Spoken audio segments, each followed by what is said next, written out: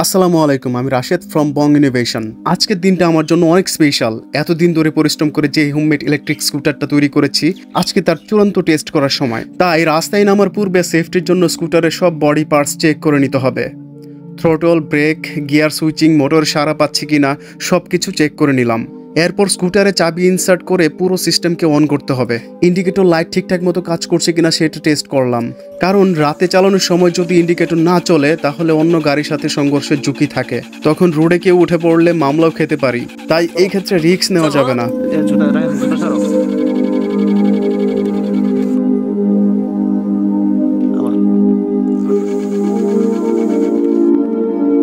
এবার আসি স্কুটারের স্পিডের কথায়।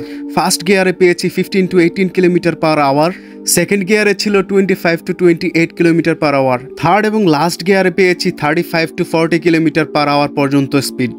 এতে ব্যাটারি ছিল 36 ভোল্ট 7.2 অ্যাম্পিয়ার, যাতে পেয়েছিলাম 15 to 16 কিলোমিটার পর্যন্ত মাইলেজ। একটা 350 ওয়াট হাব মোটরের জন্য এই মাইলেজটা যথেষ্ট ভালো। এরপর আমরা এই স্কুটারটা নিয়ে বাংলার টেসলা খ্যাত অটোর সঙ্গে রাস্তায় ছোট্ট একটা কম্পিটিশনে নামি।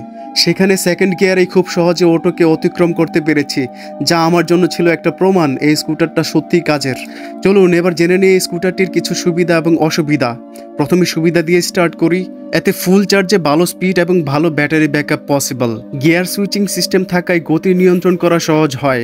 এটা লাইট ওয়েট হওয়ায় নিয়ন্ত্রণ করা অনেক ইজি। হোমমেড বলেই নিজের মতো করে কাস্টমাইজ করা সম্ভব, এবং এটা ন্যূনতম খরচে তৈরি করা সম্ভব হয়েছে। একটা জিনিসের সব কিছু ভালো থাকতে পারে না, তার মধ্যে অবশ্যই কিছু না কিছু খুঁত থাকতে হবে।